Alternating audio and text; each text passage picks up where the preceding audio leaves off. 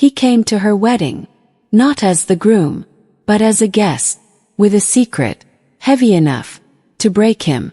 'Cause every vow she is about to speak once belonged to him.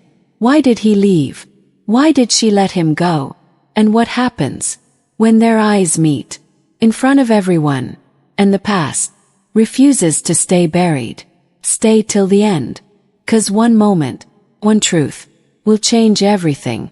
Before we dive into the incredible story, do not forget to like, subscribe and hit the bell button so you never miss our powerful, life-changing content. Thank you for listening to this heartfelt story.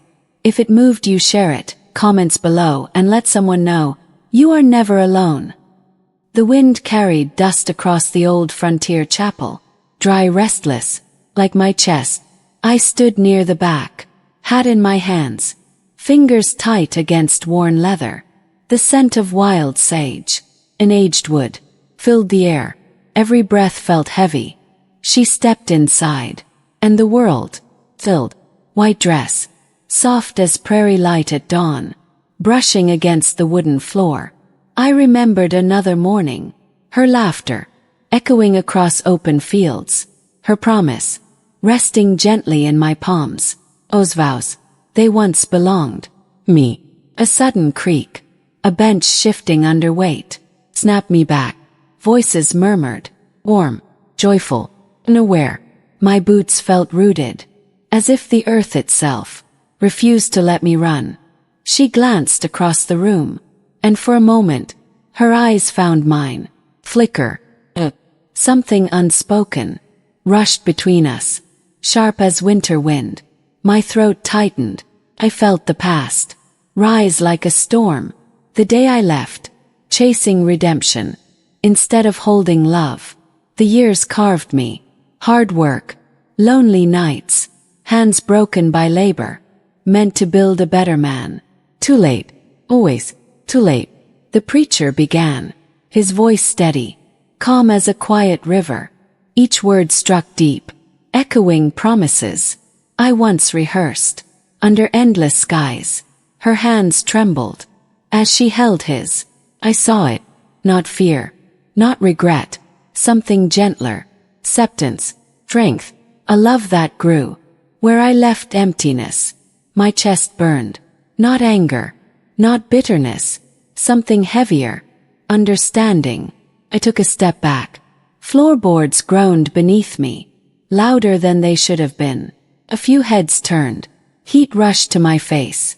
For a second, everything felt wrong. The walls closing in, the air too thin. The sound of her voice, rising into vows that once lived in me. She spoke his name, clear, certain, final. The words hit harder than any storm I had survived. Yet beneath the pain, there was something else, quiet truth, settling deep inside my bones.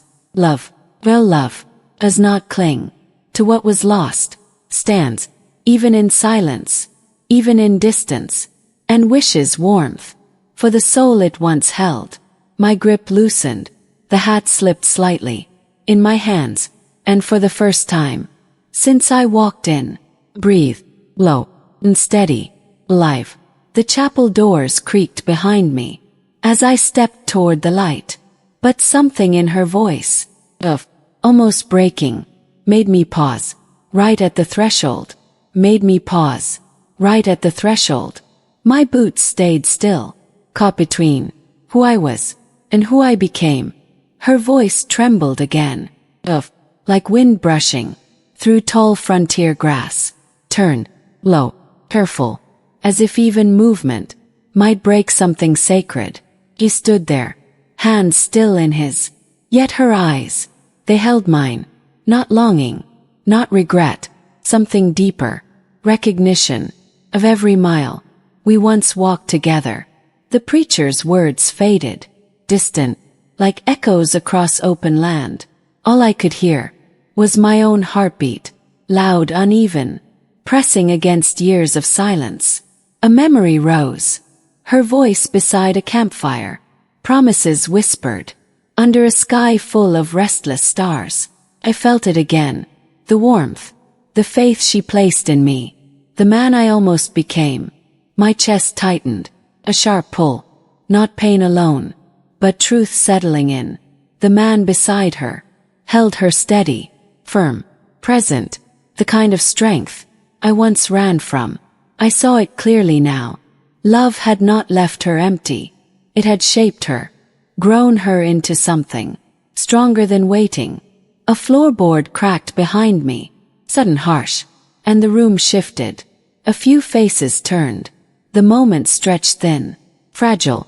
Her lips parted slightly, as if a word stood on the edge of becoming. My breath caught. Time pressed in.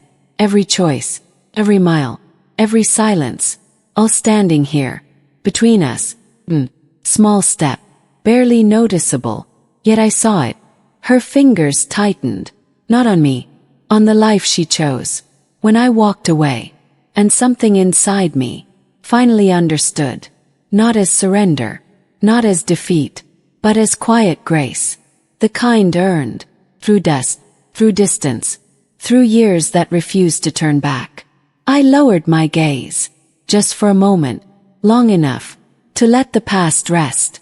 But when I looked again, her eyes still lingered, holding something unspoken, something unfinished, and the air between us felt heavier than before, and the air between us felt heavier than before, like a storm, waiting, just beyond the hills. Faint tremor ran through her breath. I saw it, in the rise of her chest, in the way her lashes hesitated before falling. The room seemed smaller now, closer, the scent of dust and warm wood pressed in around me, almost suffocating. My fingers loosened, the hat slipped and brushed against my leg. The sound of, yet sharp enough to cut through the silence. Inside me, her gaze flickered, down for a heartbeat, then back to mine. Question lived there, not spoken, not aloud, but real. I took a breath, low, uneven, as if the air itself carried weight. Another memory, her hand in mine, beside a restless river, her voice certain, asking me to stay. I felt that moment collide with this one, past and present, folding into each other, without mercy. The preacher paused, just for a second, as though even he felt something shift. Beneath the calm surface of this day, a murmur stirred through the room, low, uneasy, like wind, slipping through cracks no one noticed before. The man beside her tilted his head slightly, not doubt, not fear, but awareness. He followed her gaze, heard me, eyes met, firm, steady, and in that brief exchange, there was no anger, only truth, the kind men carry when they understand what stands before them. My chest tightened again, not from loss, but from the weight of being seen for who I had been and who I had become. Her fingers shifted, just slightly, against his hand, and yet her eyes never left mine. The tension stretched, thin as wire, ready to snap or sing. My boots felt heavier, as if each step held the power to change something that should remain untouched. I swallowed, the dryness in my throat burning now. The chapel walls seemed to lean inward, every beam, every shadow, watching, waiting for something. Neither of us had the right to begin again, had the right to begin again, yet something shifted, quiet, but undeniable. Her hand loosened, for the smallest second, a breath of distance between her fingers and his. I saw it, felt it, like heat rising from dry earth before rain. My pulse surged, sudden, loud, unforgiving. The preacher cleared his throat, a fragile attempt to hold the moment together. Words returned, formal, practiced, yet they drifted, without weight, because everything real lived right here, between us. Her lips parted, barely, as if my name still remembered how to leave them. The room blurred, edges softened, only her remained, and the echo of everything we once held. Without doubt, I stepped forward, just one, the floor answering, with a low aching creak. Few gasps slipped through the crowd, quick, suppressed, the kind people make when they feel something they cannot explain. The man beside her, filled, not pulling her closer, not letting go, simply present, strong in a way that asked for nothing and feared nothing. It struck me then, clear, this was the man who stayed where I chose distance, where I chose the road over the promise. My breath faltered, caught between pride and something softer, breaking through. Her eyes shimmered, not with tears alone, but with the weight of knowing what we were, knowing what we lost, knowing what stands before her now. Another step, I felt it in my bones. Before I made it, the air thickened, every inhale, dragging slow, heavy, real. Child shifted, somewhere behind me, a small sound, yet it cracked the silence, just enough to remind the world, keep moving. But we remained, held, in this narrow space, between choice and memory. Her fingers tightened again, this time certain, anchored where they belong, and still, her gaze refused to release mine, as if something unfinished stood between us, not asking to return, but refusing. Fade. My chest rose, unsteady, as a single truth, pressed forward, something I carried, cross miles, through dust, through years of becoming, something she never heard. And in this moment, it burned, at the edge of my voice. It burned, at the edge of my voice. I let it rise, low, unrushed, like dawn, spreading across a long-forgotten horizon. I loved you. The words left me, quietly, not to claim, not to change, only to honor what once lived between us. A stillness followed, complete, the kind that carries truth without breaking it. Her breath caught, I saw it, in the soft tremble of her shoulders. Tears gathered, not of sorrow alone, but of something fuller, something understood. The man beside her tightened his hold, until, steady, not threatened, not shaken, but present, in the life they were choosing, together. And in that moment, I saw it clearly. Love was never mine to keep. By holding on, 'twas mine to respect, to grow from, to release, with grace.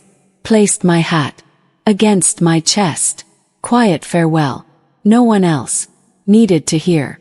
Her lips curved, grateful, smile meant, for the past, we carried, a care. She turned, fully now, toward the future, waiting in her hands. The vows continued, steady, true, no longer echoes of what we were, but promises of what she chose. And this time, they felt right. I stepped back, the weight inside me, no longer sharp, but settled, like earth, after rain. The chapel doors opened, light spilling in, warm, endless. I walked forward, not escaping, but moving on. 'Cause love, oh love, does not beg for a place, no longer belongs. Becomes kindness, it becomes understanding, it becomes the strength to let another soul find peace, even when that peace is not with you. That's it. The wind softened, the dust settled, and for the first time, the road ahead did not feel lonely, felt honest.